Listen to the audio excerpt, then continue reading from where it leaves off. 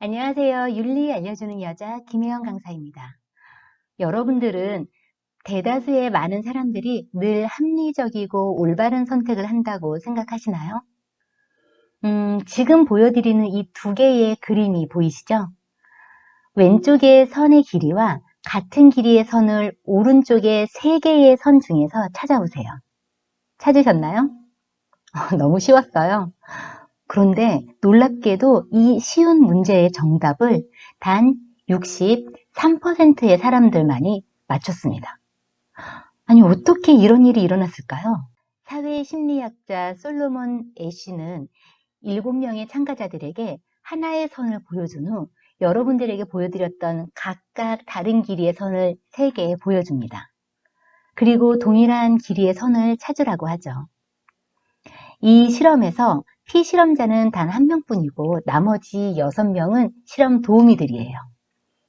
여기에서의 변수는 6명의 실험 도우미들은 하나같이 오답을 말합니다.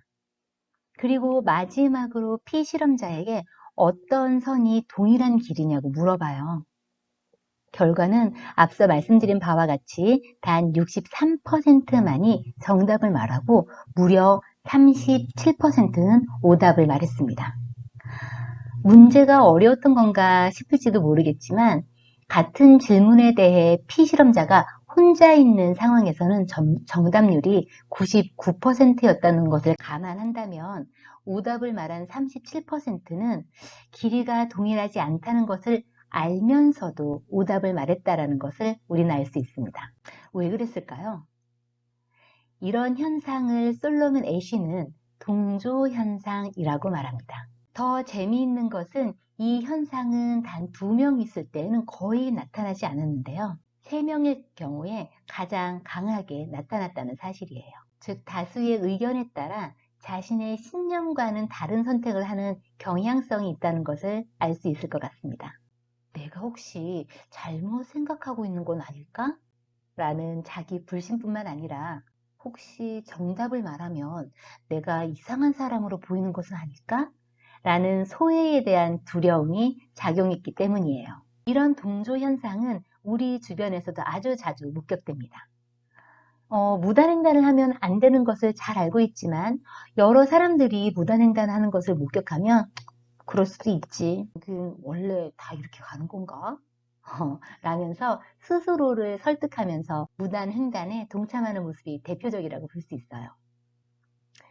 사실 이런 단순한 일탈뿐만 아니라 학교 내 왕따나 직장 내 괴롭힘의 그 침묵 현상도 바로 이런 이유 때문에 발생합니다.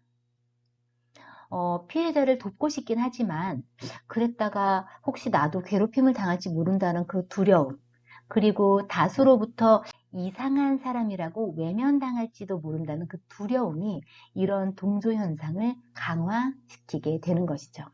이런 현상 뒤에는요, 나만의 잘못은 아니라는 안도감, 즉 책임 분산의 효과를 노리는 심리도 분명히 작용합니다. 내가 잘못한 것은 맞지만 나만 잘못한 건 아니니까 아마 쉽게 비난받거나 처벌받지는 않을 거야 라는 이 심리 말입니다. 그리고 누구든 나와 같은 처지라면 이렇게밖에 할 수 없었을 거야.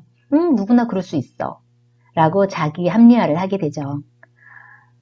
이렇게 뭔가 복잡하고 어려울 때 해결하는 방법은요, 하나입니다. 바로 본질을 직시하는 거예요. 그렇다면 본질은 무엇일까요? 그 기준이 바로 윤리적 가치입니다. 보편적 가치라고도 할 수 있겠네요. 그래서 우리는 윤리적 가치 기준을 명쾌하게 알고 있어야 합니다. 그래야 복잡한 순간에 올바른 선택을 할 수 있기 때문에 그렇습니다. 그리고 이처럼 잘 알고 있는 것이 윤리적 의사결정력을 높여주는 첫 번째 단계라고 이해할 수 있습니다. 그런데요, 모두가 예스를 말하는데 노라고 말할 용기가 과연 우리에게 필요할까요? 자, 다시 애쉬의 동조 실험으로 돌아가 보겠습니다. 이 실험에서 제가 주목한 유의미한 수치가 하나가 더 있었는데요. 놀랍게도 오답률이 25%나 감소한 경우가 존재했다는 것입니다. 어떤 경우였을까요?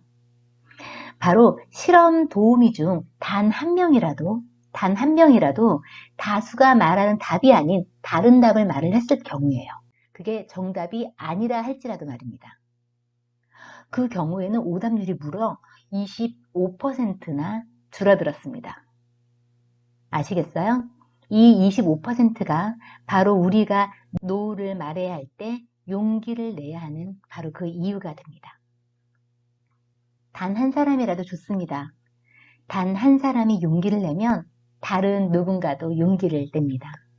남극에만 사는 펭귄을 알고 계시죠? 뒤뚱뒤뚱.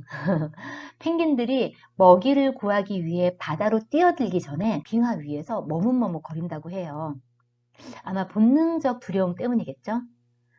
그때 한 마리가 용기를 내어서 먼저 바다로 풍덩 뛰어들면 그 다음 펭귄부터는 놀랍게도 머뭇거림 없이 모두 바다로 뛰어든다고 해요.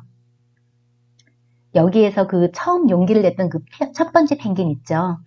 그 펭귄을 first 펭귄, 즉 첫 번째 펭귄이라고 합니다. 첫 번째 펭귄의 용기가 나머지 대다수 펭귄들의 용기를 이끌어내는 매우 놀라운 결과입니다. 모든 일에는 처음이 있기 마련이고 첫 번째 시도자가 있는 법이죠.